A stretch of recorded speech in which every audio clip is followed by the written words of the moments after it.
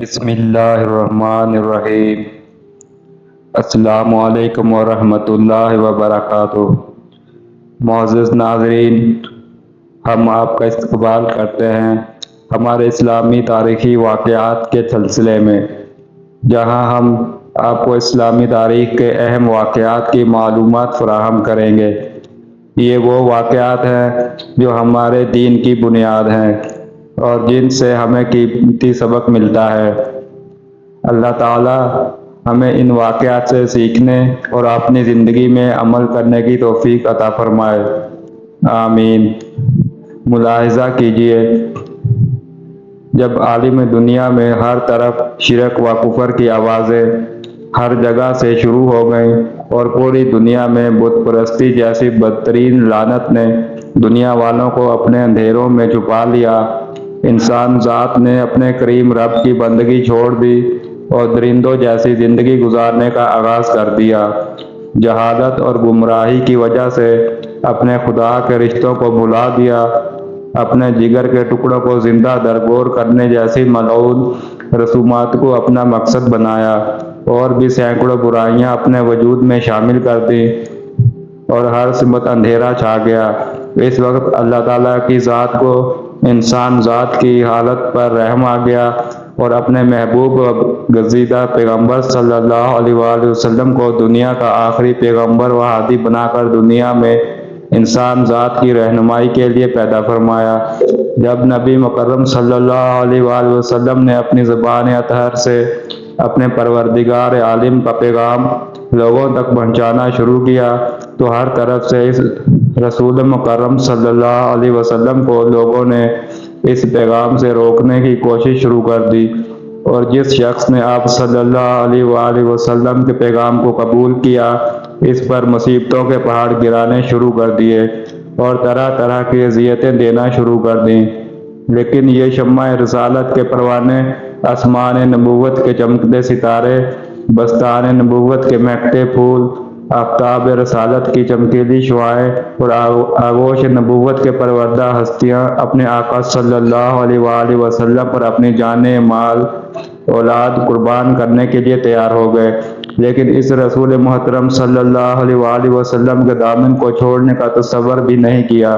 اس وقت رب کائنات نے ان مقدس ہستیوں کے متعلق ارشاد فرمایا کہ اولئک الذین ھداھم اللہ اولئک ھم اولو الالباب، یہی وہ لوگ ہیں جن کو اللہ تعالیٰ نے ہدایت دی اور یہی عقل والے ہیں۔ جب ان مقدس ہستیوں نے اپنے ان خود ساختہ معبودوں کی غلامی کو چھوڑ کر ایک خدا کی غلامی اختیار کی تو انہیں لوگوں نے وہ تکالیف دینا شروع کر دی جن کو پڑھ کر انسان کانپ اٹھتا ہے۔ لیکن سلام ہے ان صحابہ کرام رضی اللہ عنہ کو جنہوں نے اپنی جانیں اسلام کی خاطر قربان کر دیں، لیکن اپنے مولا کریم کے پیغام کو اپنے دل سے نکالنے کا تصور بھی نہیں کیا۔ ان مقدس ہستیوں کے واقعات کو پڑھ کر ایک مسلمان کا ایمان شک و شبہات سے پاک ہو جاتا ہے اور ہر قدم پر اپنی کامیابی کا یقین زیادہ بڑھ جاتا ہے۔ شمع رسالت کے پروانے حضرت یاسر بن عامر رضی اللہ عنہ یمن کے باشندے تھے۔ یہ آپس میں 4 بھائی تھے۔ حضرت یاسر، مالک، حارث اور ایک چھوٹا تھا۔ یہ چوتھا نمبر بھائی جس سے سب زیادہ محبت کرتے تھے ایک مرتبہ کہیں گم ہو گیا، جس کی کوئی خبر ان کو نہ ملی۔ یہ لوگ اپنے بھائی کی محبت کی شدت کی وجہ سے دل کے ہاتھوں مجبور ہو کر اپنے بھائی کو ڈھونڈنے کے لیے گھر سے نکلے۔ اپنے علاقے کا چپا چپا چھان مارا، لیکن ان کا محبوب بھائی ان کی نظروں نے نہیں دیکھا۔ آخر حضرت یاسر رضی اللہ عنہ اپنے دونوں بھائیوں ملک و حارث کے ساتھ اپنے بھائی کو تلاش کرتے کرتے مکہ پاک کی سرزمین میں پہنچ گئے، لیکن یہاں بھی انہیں اپنے بھائی کے متعلق کوئی معلومات نہ مل سکیں۔ لیکن اس پاک سرزمین میں آقا نامدار حضرت صلی اللہ علیہ وآلہ وسلم نے توحید کا پرچم بلند کر رکھا تھا، اور یہ دولت حقیقی حضرت یاسر کے مقدر میں لکھی جا چکی تھی۔ جیسے ہی یہ اعلان مقدس اس شخصیت کے کانوں میں پہنچا تو اپنے بھائیوں کو کہنے لگا کہ میں نے وہ دولت ابدی حاصل کر لی ہے کہ اب مجھے کسی دوسری چیز کی ضرورت نہیں ہے۔ اگر رہنا چاہتے ہو تو میرے ساتھ رہ سکتے ہو، ورنہ تو تم اپنی مرضی سے مجھے چھوڑ کر جا سکتے ہو، مجھے تم سے شکایت نہیں ہے۔ یہ بات سن کر دونوں بھائی مایوس ہو کر سرزمین مکہ پاک سے اپنے ملک یمن چلے گئے، لیکن حضرت یاسر بن عامر رضی اللہ عنہ مکہ پاک میں سکونت اختیار کر دی اور یہاں ابو حذیفہ بن مغیرہ سے حلیفانہ تعلقات پیدا کر لیے۔ ابو حذیفہ نے اپنی ایک نیک سیرت لونڈی حضرت سمیہ بنت خبات رضی اللہ عنہ حضرت یاسر بن عامر رضی اللہ عنہ کو بخش دی، جس سے انہوں نے نکاح کر لیا اور اپنی زندگی کے دن مکہ پاک میں گزارنے لگے۔ بالآخر قدرت نے حضرت یاسر اور حضرت سمیہ رضی اللہ عنہ کو ایک خوبصورت و سیرت بچہ عطا فرمایا، جس کا نام حضرت عمار رضی اللہ عنہ رکھا گیا۔ یہ مقدس بچہ آگے چل کر اپنی سیرت و صورت، کردار و گفتار و عشق رسول میں جل کر تاریخ اسلام کا ایک مستقل لال بن گیا، جس کی سیرت و عشق کے واقعات پڑھ کر انسانی عقل دنگ رہ جاتی ہے۔ ابو حذیفہ بن مغیرہ نے حضرت یاسر و سمیہ و عمار رضی اللہ عنہ کو بڑی اچھی طرح سے رکھا تھا۔ پھر جب ابو حذیفہ بن مغیرہ نے وفات کی تو آل یاسر رضی اللہ عنہ اپنی زندگی کے لمحات گزارنے کے لیے کسی کے محتاج نہیں تھے۔ پھر وقت نے کروڑ بدل ڈالی تو وادی غیر ذی زرع کے سردار محمد مصطفیٰ صلی اللہ علیہ وآلہ وسلم نے اعلان نبوت فرمایا اور ہر طرف توحید کا پیغام عام کر دیا، تو آہستہ آہستہ لوگ اس اعلان نبوت پر لبیک کہہ کر دین اسلام کو اپنا آخری سرمایہ سمجھ کر اس دین کو قبول کرنے شروع ہو گئے۔ جیسے جیسے لوگ مسلمان ہونے لگے تو اہل مکہ نے مصائب کو بڑھانا شروع کر دیا، اور جس کو بھی دین اسلام کو قبول کرتے ہوئے دیکھتے تو اس پر ٹوٹ پڑتے اور انہیں بہت ہی دردناک سزائیں دیتے تھے۔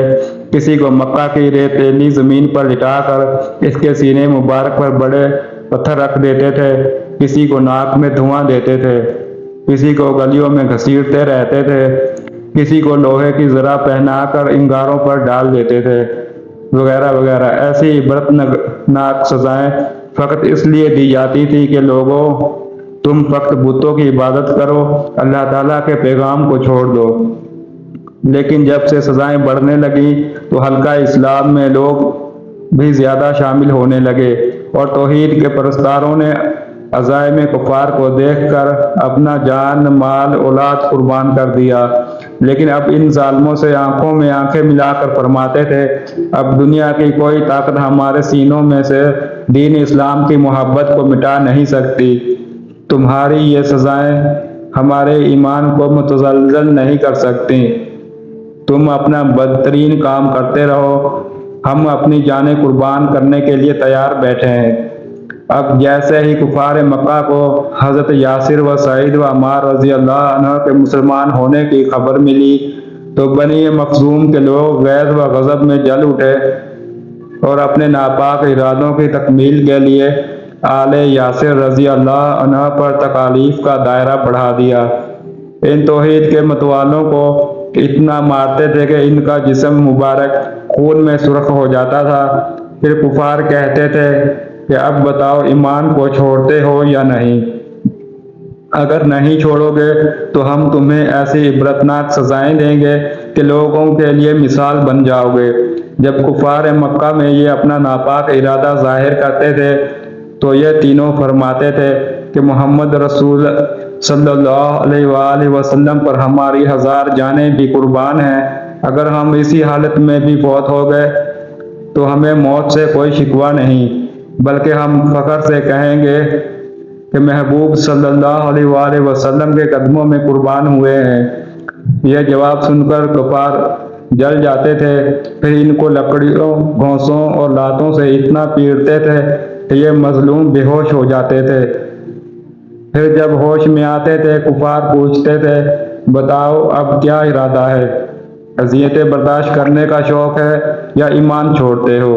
یہ سن کر مجاہدین نبی کریم صلی اللہ علیہ وآلہ وسلم فرماتے تھے کہ دامن مصطفیٰ کو ہم کیسے چھوڑیں، ہمارا اتنا کمزور ایمان نہیں۔ ایک مرتبہ ظالم کفار کے ہاتھوں سے یہ تینوں اذیتناک سزائیں جھیل رہے تھے تو وہاں سے ہادی حق حضرت محمد صلی اللہ علیہ وآلہ وسلم کا گزر ہوا۔ ان کی مظلومی و بے کسی دیکھ کر آپ کا دل بھر آیا تو فرمانے لگے، اصبروا یا آل یاسر فإن موعدکم الجنہ، اے آل یاسر صبر کرو، تمہاری جگہ جنت ہے۔ ایسی بدترین سزاؤں سے بھی کفار کا سینہ ٹھنڈا نہیں ہوا اور زیادہ اذیتناک سزا دینے کے لیے کفار مکہ کے سردار ابو جہل نے حضرت بی بی سمیہ رضی اللہ عنہا کو فرط غضب میں سب و شتم کی بچھاڑ کی اور پھر اس مظلوم عورت کو برچھی مار کر شہید کر دیا۔ اور یوں حضرت بی بی سمیہ رضی اللہ عنہا تاریخ اسلام کی پہلی شہید خاتون بن گئی۔ کروڑا سلام ہو اس کی جرات پر کہ اپنی جان تو دے دی لیکن اپنے محبوب صلی اللہ علیہ وآلہ وسلم کے دامن کو چھوڑنے کا تصور بھی نہیں کیا، اور تاریخ کے ورقوں میں اپنے عمل سے یہ ثابت کر دیا کہ کسی ظالم کے دل پر حکومت نہیں کی جا سکتی۔ دل پر حکومت تو بڑی چیز ہے، کسی کے ارادوں کو بھی نہیں مٹا جا سکتا۔ جب یہ کربناک خبر حضرت یاسر بن عامر رضی اللہ عنہ کو ملی کہ اس کی بیوی کو ظالموں نے شہید کر دیا تو اس اندوہناک خبر سے حضرت یاسر رضی اللہ عنہ کو بہت صدمہ پہنچا اور روتے ہوئے اپنے محبوب آقا صلی اللہ علیہ وآلہ وسلم کے دربار اقدس میں حاضر ہو کر عرض کیا، یا رسول اللہ صلی اللہ علیہ وآلہ وسلم، اب تو ظالموں نے ظلم کی انتہا کر دی۔ آپ صلی اللہ علیہ وآلہ وسلم کی آنکھوں میں بھی آنسو آ گئے اور حضرت یاسر رضی اللہ عنہ کو صبر کی تلقین فرمائی اور فرمایا، اللہم لا تعذب احدا من آل یاسر بالنار، اے اللہ خاندان یاسر کو دوزخ کی آگ سے بچانا۔ اس واقعے کے بعد بھی ظالموں کے ناپاک ارادے ختم نہ ہوئے بلکہ اور بھی زیادہ مضبوط ہو گئے۔ پھر چشم فلک نے دیکھا کہ کفار مکہ نے مظلوم بوڑھے یاسر رضی اللہ عنہ کو اتنا مارنا شروع کر دیا کہ آپ بے ہوش ہو گئے۔ جب وہ ہوش میں آتے تھے تو کفار کہتے تھے، اپنا آخری انجام بھی ان قریب دیکھ لو گے ورنہ تم ایمان کو چھوڑ دو۔ آپ فرماتے تھے، ظالموں، تم میری جان تو لے سکتے ہو، میری مظلومہ بیوی کو شہید کر سکتے ہو، میرے محبوب بیٹے عمار پر تکلیف کی لرزاخیز سزاؤں کی داستانیں تو قائم کر سکتے ہو، لیکن ہمارے قلوب میں میرے کریم رب نے جو اسلام کا بیج بویا ہے اس کو تا قیامت اکھاڑ نہیں سکو گے۔ غیظ و غضب میں جل کے مر جاؤ گے لیکن میرے ایمان کو کچھ نہیں کر سکو گے۔ یہ صبر کے پہاڑ تھے جنہوں نے اسلام کی خاطر ایسی سزائیں برداشت کی کہ اگر پہاڑوں پر گرتی تو وہ بھی پرزہ پرزہ ہو جاتے، لیکن اس مرد حق پرست کے ارادے کو مٹا نہیں سکے۔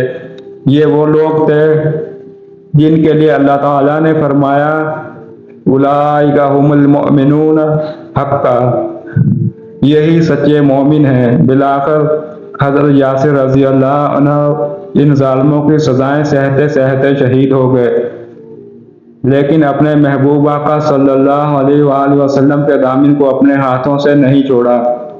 جب حضرت یاسر و بی بی سمیہ رضی اللہ عنہ شہید ہو گئے تو آپ کفار نے ان کے بیٹے حضرت عمار بن یاسر رضی اللہ عنہ کو اپنی ظالمانہ کارروائی کا نشانہ بنایا۔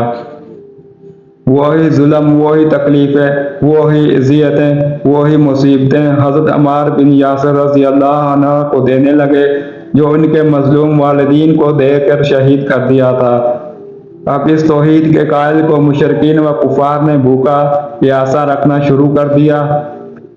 پھر جب کفار سوچتے تھے کہ اب یہ اپنا دین اسلام چھوڑ دے گا تو پھر آپ کو ایسی دردناک سزائیں دیتے جسے سن کر انسان کا رواں رواں کانپ اٹھتا ہے۔ یہ ظالم لوگ اس بھوکے پیاسے شیر کو گرم ریت اور دہکتے ہوئے انگاروں پر لٹاتے تھے جس کی آگ کی وجہ سے آپ کا جسم مبارک جل جاتا تھا اور جسم سے خون بہنے لگتا تھا، لیکن اس صبر کے پہاڑ کے استقلال میں ذرا برابر بھی فرق نہیں آتا تھا اور اس کے قدم راہ حق میں ذرا بھی نہیں ڈگمگاتے تھے۔ ایک مرتبہ جب ظالموں نے آپ کو دہتے ہوئے انگاروں پر لٹا رکھا تھا تو اس وقت اتفاق سے میرے پیارے آقا و مولا حضرت صلی اللہ علیہ وآلہ وسلم کا اس جگہ سے گزر ہوا۔ جب آپ نے پیارے صحابی حضرت عمار بن یاسر رضی اللہ عنہ کی یہ حالت دیکھی تو آپ کا دل بہت کڑا اور حضرت عمار رضی اللہ عنہ کے سر پر شفقت کا ہاتھ پھیرا اور فرمایا، یا ناری کونی بردن و سلام علی عمار بن یاسر کما کنت علی ابراہیم۔ اے آگ، تو عمار بن یاسر کے لیے اس طرح ٹھنڈی اور سلامتی والی بن جا جس طرح حضرت ابراہیم علیہ السلام کے لیے بن گئی تھی۔ حضرت عمار رضی اللہ تعالیٰ عنہ نے صبر و استقامت کا وہ مظاہرہ کیا جس سے تاریخ اسلام میں اس مرد مجاہد کو تا قیامت صابرین میں یاد کیا جائے گا۔ پھر وہ خوشی کے لمحات بھی آ گئے جب اللہ تعالیٰ نے اپنے محبوب صلی اللہ علیہ وآلہ وسلم کو فرمایا، اب ہجرت کی تیاری کرو۔ جب میرے آقا صلی اللہ علیہ وآلہ وسلم کو مدینہ کی طرف ہجرت کا حکم ہوا تو حضرت عمار بن یاسر رضی اللہ تعالیٰ عنہ کو بھی یہ موقع نصیب ہوا اور مدینہ پاک میں پہنچ کر امن کا سانس لیا۔ یہ وہ ہستیاں تھیں جن کے خون سے اسلام کے باغ کی آبیاری کی گئی، جن کے لہو سے اسلام پوری دنیا میں پھیلا۔ انہی کے صدقے ہمیں بھی اسلام نصیب ہوا۔ بڑھاپے کے دنوں میں حضرت عمار رضی اللہ تعالیٰ عنہ کے پشت مبارک پر سیاہ داغ نظر آتے تھے، جس کی وجہ پوچھنے پر آپ فرماتے تھے، یہ وہ نشان ہے جب مجھے انگاروں پر سلایا جاتا تھا، گرم ریت پر لٹایا جاتا تھا، لیکن میں نے صبر کا دامن نہیں چھوڑا، کبھی زبان سے کوئی شکوہ شکایت نہیں کی۔ حضرت عمار بن یاسر رضی اللہ تعالیٰ عنہ ہجرت کے موقع پر کعبہ میں اس مقدس مسجد کی تعمیر کے وقت پتھر ڈھوتے تھے اور اس کی تعمیر میں بڑھ چڑھ کر حصہ لیتے تھے۔ یہ اسلام کی سب سے پہلی مسجد تھی جس کی تعمیر کے وقت آپ سب سے زیادہ اینٹیں اٹھاتے تھے اور یہ رجس پڑھتے تھے، نحن المسلمون نبنی المساجد، ہم مسلمان ہیں، ہم مسجدیں بناتے ہیں۔ پھر جب آپ مدینہ پاک میں اپنے محبوب آقا صلی اللہ علیہ وسلم کے دربار اقدس میں رہنے لگے تو ساری مصیبتیں، تکلیفیں، اذیتیں ختم ہو گئیں۔ پھر جب اللہ تعالیٰ نے جنگ بدر میں کفار مکہ کو ذلیل و خوار کیا اور اس جنگ میں ابو جہل جیسے ظالم لوگ مارے گئے تو میرے آقا و مولا صلی اللہ علیہ وآلہ وسلم نے حضرت عمار بن یاسر رضی اللہ عنہ کو فرمایا، قاتل ام کا اللہ تعالیٰ نے تمہاری ماں کے قاتل کا بدلہ لے لیا۔ حضرت عمار بن یاسر رضی اللہ عنہ نے حضور صلی اللہ علیہ وسلم کے ساتھ تقریباً سب جنگوں میں شامل ہو کر داد شجاعت حاصل کیا تھا۔ آپ نے سیدنا صدیق اکبر رضی اللہ عنہ کے دور خلافت میں جنگ یمامہ کی خون ریز جنگ میں وہ بہادری دکھائی جس سے مرتدین کے کلیجے پھٹ گئے۔ اسی جنگ میں آپ کا ایک کان مبارک بھی شہید ہو گیا، لیکن آپ نے اس کی کچھ پرواہ نہیں کی اور کفار کی صفوں کو الٹ کر رکھ دیا۔ کئی کفار آپ کے ہاتھوں جہنم رسید ہو گئے۔ جب ایک موقع پر مسلمانوں کے قدم اکھڑتے دیکھے تو ایک بلند چٹان پر کھڑے ہو کر للکارا، اے مسلمانوں، کیا جنت سے بھاگ رہے ہو؟ میں عمار بن یاسر ہوں، ادھر پلٹو۔ ان کی للکار سن کر وہ پلٹ پڑے اور مرتدین کو اپنی تلواروں پر رکھ لیا۔ یہ مرد قلندر، مرد مجاہد، صحابی رسول حضرت عمر فاروق رضی اللہ عنہ کے خلافت میں کوفے کے گورنر رہے اور انصاف کے تقاضوں کو پورا کر کے دکھایا۔ پھر اس صحابی رسول کو جنگ صفین میں حضرت علی رضی اللہ عنہ کی طرف سے داد شجاعت دیتے ہوئے شہادت نصیب ہوئی۔ اللہ تعالی ہمیں جمیع صحابہ رسول کی سیرت و کردار پر عمل کرنے کی توفیق عطا فرمائے، آمین۔ مزید ویڈیوز اور معلومات کے لیے ہمارے چینل کو سبسکرائب کریں اور بیل آئیکن پر کلک کریں تاکہ آپ کو تازہ ترین اپڈیٹس ملتی رہیں۔ اللہ حافظ، والسلام علیکم ورحمۃ اللہ وبرکاتہ۔ اپنا بہت سارا خیال رکھیں۔